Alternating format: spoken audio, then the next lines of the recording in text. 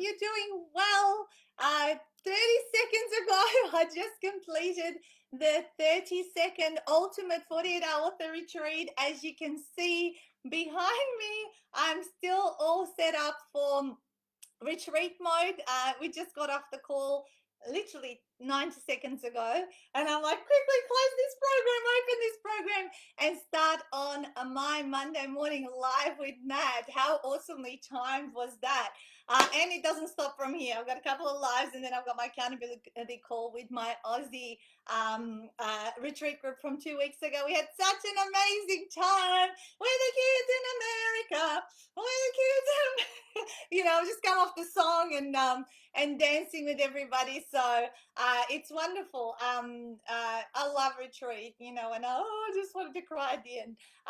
But it's Makeup Monday as well, and today we're sporting a blue dress. Yes, I did get dressed up at 3 a.m. and done up, so because I knew I would have like a 9-hour day. Hey, you think you just saw me, and it's just fresh from retreat. We just switched off and we're back on. And I've closed my room up. I don't know if there's glare from the other, there's a lot of glare coming from outside, so I feel like I'm still in night mode. Work through all the nights. Great to see everyone. Good morning. Hope you had a wonderful weekend. We're working right through, and day off from Thursday, I think. Okay, so this morning I'm talking about how well do you ask for help. And in the middle of the night, I was brainstorming, what am I going to talk to you guys about tonight? I'm not crying, you're crying. Okay, yeah, it was. I love that, Annette. All right, so how well do you ask for help? Because a lot of people that I work with are female entrepreneurs who like to think they can do it all, themselves, and where does this, asking for help, what does it mean? And how do we, what does it mean for us? And why don't we do it more often than we should? Okay. So I'm going to go through some things that I have recognized in people, why they don't ask for help, and what it means. So in terms of significance, some people don't ask for help because they'd like to feel good about being able to do everything themselves. So it gives them some form of significance. Other people want to feel like they're fully in control, but by being fully in control, they get exhausted, and basically, they just feel, burnt out, and at the end of the day, they don't fulfill their goals or dreams, because they don't realize that success and being effective in life is not a solo act. Yeah, that's why we were born into communities and have help from other people. Other people may think asking for help makes them look weak, or perhaps appearing incompetent in what they're trying to achieve, or silly. So I want to cover off some things that are important, and maybe kind of to push the point that actually asking for help can propel you a lot faster, and it actually can make people like you more. Okay, so that's something in psychology. There's it's been proven that actually those that help us actually like us more, because I know when I help someone else, I actually really feel connected to that person, and I do like them more. Good morning, Leslie. Nice to see you as well. So if we actually ask someone to help, they like us more, which you kind of think you would, because they're helping you. But how can this work? But actually, yeah, it has been a proven fact that psychologically, if we help other people, we like them more. So remember that next time, and then you might actually do it a lot more as a form of building rapport. Yeah. So it is a form of building rapport. So in a lot of my face-to-face events, whenever I do events and people would offer to help me, like at the rego desk, or move around some chairs or do something, I'd always let people help me, because I knew in some way, they felt useful. Therefore, we had higher rapport throughout the event or even afterwards. And some people would even stick around and go, do you want me to help you out? And yeah, I said, please, can you help me stack up these books on my table, or help me pull down the pull-up banner and all that kind of stuff.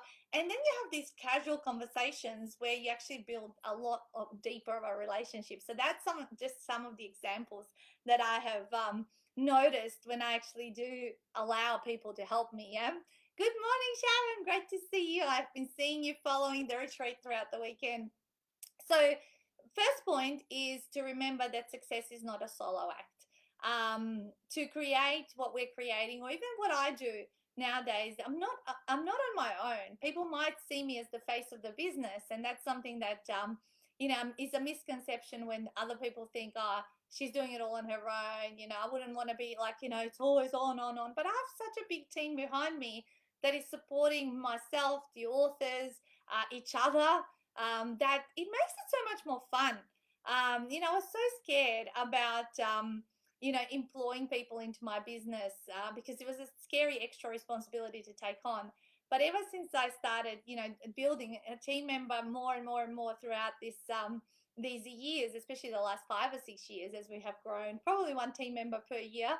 It's become even a lot more fun to do what we do because we're sharing those experiences together. So remember, success, and not just success in business, success in life, around your family, around your friendship groups, your connections and social. It's not a solo act. And socially, do you have more fun by yourself, or do you have fun when you go out with your friends and socialize? I know some people have like their own solo time, but certainly I think, having fun, with other people and within your family and being part of a community is what makes us successful and thrive. Good morning, Jules and Luba. You missed me. You saw me like 5 minutes ago. I know you're being sneaky. Cheeky. Hey, Lindy and Vivi. Everyone from Retreat has just jumped straight onto this live. All right. So number two is getting help actually gets you to results a lot faster. So I don't know about you guys, but if I get stuck on something and I can't solve it in the first, like, I give it a go. I give something a go. I Google answers to see if I can find an answer to solve something. But if I really get stuck, I choose not to waste my time. Okay. And I seek out either an expert if it's a more complicated problem, or post a question in a Facebook group and just simply ask for assistance and help on how to solve that particular problem. So asking for help gets you results faster. And why would you get stuck and waste our most precious commodity, which is time, in doing what you need to do? Good morning. I find it easier to help than to ask for help. A bit daft, I know. Of course, it is easy for us to offer help to others because then again, Helen, we kind of feel useful and we can add value to those people. But yes, the challenge and the muscle that I'm really encouraging you guys to build today is to ask for help. I mean, Helen, I know how many times you have helped me at a half day workshop and a group book launch.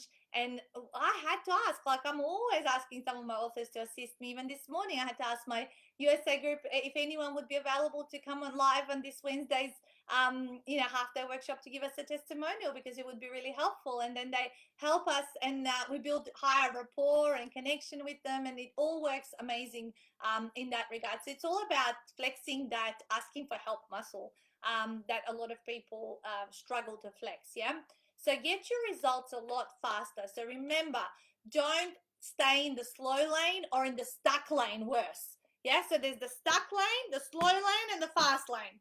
The stuck lane is when you don't know what you're doing and you have a problem and you just don't want to ask for help because you don't appear incompetent or silly or whatever or out of control. The slow lane is when you try to do everything yourself, completely, trial and error and figuring it out and all that. And then the fast lane is you invest in yourself, you pick up the phone, you get the answer, and you get on with it and you get on to the next thing. So really, really important, which lane do you choose to live on in life?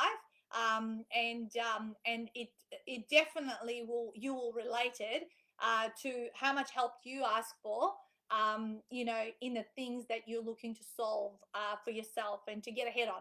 Yeah. Okay. Number three is you are responsible 100% for asking for help. Yeah.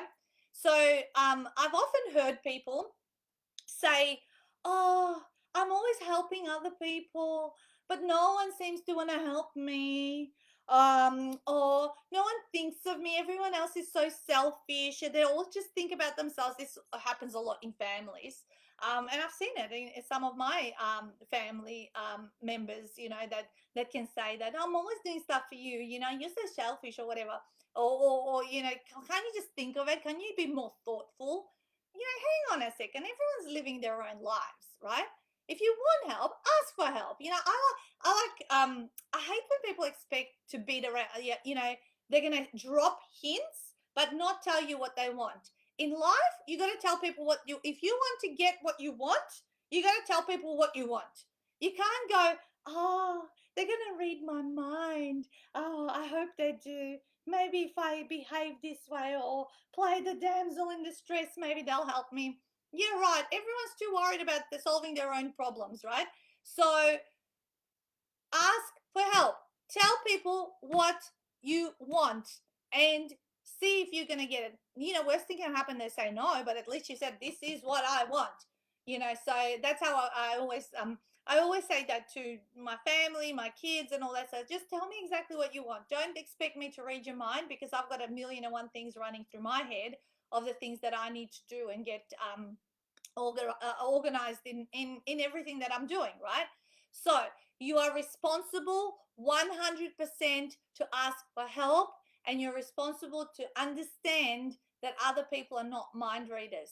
And I don't know where this has come from. Maybe it is from our childhood imprinting, where maybe parents may have told us, oh, don't just ask for things you want. That's a little bit rude. Just wait. Like, where did that come from? That's such a limiting bullshit belief. And I think we need to change it. Ask for what you want, and if you don't get it, then move on to the next thing and figure out how maybe you can make it happen. All right. I already covered this next one. So asking for help makes others like you more. Okay, it's a scientifically proven fact that this is what happens. All right, so that's I've already covered that one. All right, so I don't know what number this is. Guys, I've been up like since 3 a.m. So if I'm a little bit loopy or perhaps a little bit delirious, I'm using my funny voices, is because probably we've had a very full on 3 days. All right, so be careful who you ask for help. Do they have the results you want? So that's what we've got to be mindful, especially if we're running businesses and we're asking for advice or support or mentorship from other people, which is obviously asking for help. But we've got to be really, really careful who we're asking, because there could be people who like to dish out advice, but they absolutely do not have the results that you're actually after.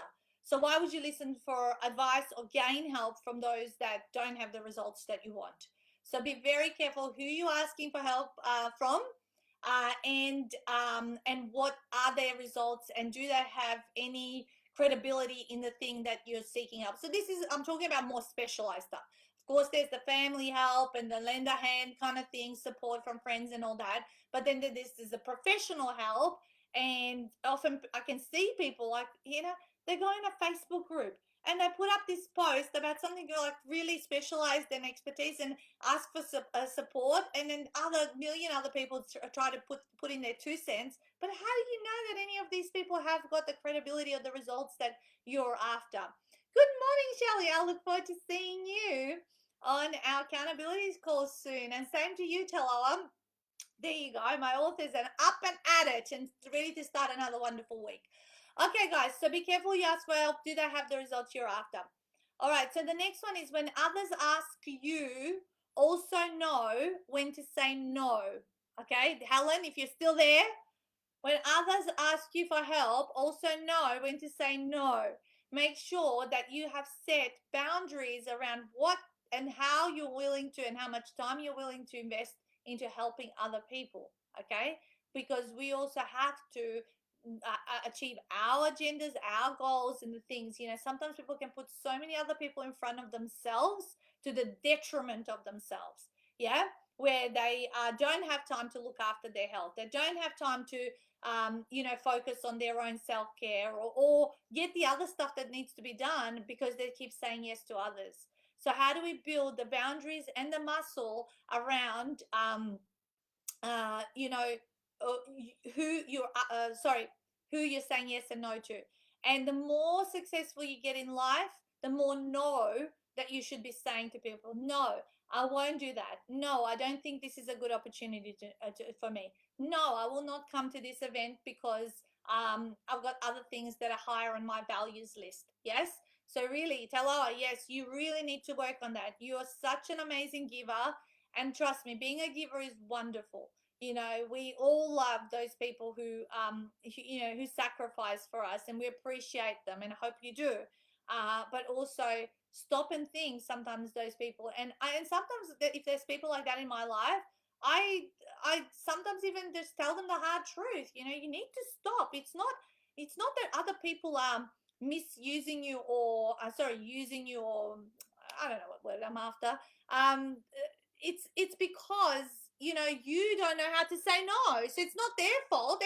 Some people are really great at asking for help, and they keep asking for it, even over the top. So you are the one that's responsible to say no. So if you keep saying yes, then it's your own fault, and you got to live with it, okay? Until such time that probably you break down and you're overexhausted, and finally your health makes you have to say no to people. All right, next one. Everyone needs help, and we're all here to learn from others. Okay, so we all need help. I've my mom helps me, and she's helped me this whole weekend. My children have been living with her for the 3 days because all night we were up doing the thing we need to do to provide the lifestyle, the support for all of our team, our family, our children, all of that kind of stuff. But I couldn't have done it without Stuart. Couldn't have done it without my team. Couldn't have done it without my mom. So everyone needs help, and we are here to learn from other people who have got the strengths that we don't. Okay, great subject to the other way. I'm glad, Susie. All right, so really, really, I'm being very firm around this because people can be very fluffy about the help subject. Yeah, very and soft around it, and it's like, oh, but I just want to help other people. No, we want to be able to ask for help, but we also want to be able to do it from a place of authenticity. um Okay, next one. Asking for help is a muscle that needs flexing. Just like anything, you're not going to get good at it unless you start doing it. Like people say, oh no, you're such a wonderful public speaker. I could never speak like you. I could never have the confidence and turn up and be like, what do you think? 10 years ago, I was talking like this. Like, it's a muscle you need to flex. You got to talk. You got to externalize. You got to think on ideas, come up with content, try this, try that, and stuff up along the way a million times at once, and then you turn out to be this person 10 years later. Yeah. Same with asking for help. You're going to start saying no at least once a week, then maybe you're going to increase it to twice, maybe 3 times. And as time goes on, is just keep, and then you also need to flex the muscle of asking for what you want. So not just asking for help, then asking for what you want as well. So let's smash those limiting beliefs around saying what you want is not, might be too straightforward or whatever it is. Let's smash those and get on with actually just not making things being a mind reading game from other people. And last of all, very important in life is to practice gratitude and appreciation when you receive help. Okay, so you remember we talked about those people who do ask for help a lot, and then it's just like all the time, it's over the top, it's like they can't do anything for themselves. But it's really important, obviously, to find a balance there, but to become a master person at showing appreciation and gratitude to those that help you. Make people feel great when they have lent a hand and helped you. Make sure you remember to say thank you. Make sure, maybe you do something extra. Send them a little card. Send them some token of gratitude. Depends, whatever it is about help, yeah? Whatever it is about help. Because as I say, if you do that, that person is more willing to come forth and help you again and again and again, and you'll have a wonderful rapport and relationship with them. So yeah, so let's recap of what I've said around this, so just in case you've joined the call late. So we talked about why you're not asking for help. Is it around the factor of significance? Is it control? Is it appearing weak, incompetent, or silly or stupid, right? You're welcome to. I'm glad you guys enjoyed these. And I know a lot of my authors come to them, and the ones that I've worked with more recently, more so. And I bring these not just to the general public, but for you guys, because I want, and I'm invested in your success. Because, as they say, when we're successful and we help others get there, that all just expands and the ripple effect spreads. Yeah. So, then some of our points were to remember that success is not a solo act, that you need others, and not just success in business. I'm talking life, relationships, health, all that sort of stuff. Next one, getting help gets you results faster. So where are you going to live? Stuck lane, slow lane, or fast lane? You choose. And the ability to ask for help will depend on where you live, in which lane. Number 3 was you're responsible 100% to ask for help. You need to be careful who you're asking for help from. Do they have the results that you want? Asking for help makes other people like you more. When others ask you, no, when to say no. So have your boundaries set and flex that muscle that needs flexing around asking for help and saying no. And everyone needs help, and we're all here to learn from others. And finishing off on practicing gratitude and appreciation when you receive help. And Taloa, I know for a fact that you are such a wonderful person at expressing the most beautiful gratitude and appreciation I've ever seen. Every time I get a message or an email from Taloa, guys, she just uses the most beautiful words and language and puts these little funny kind emoticons, and it just brightens up my day. And just like, for a person like that, you just kind of go, oh, I just want to do more for you so I can get more messages like that.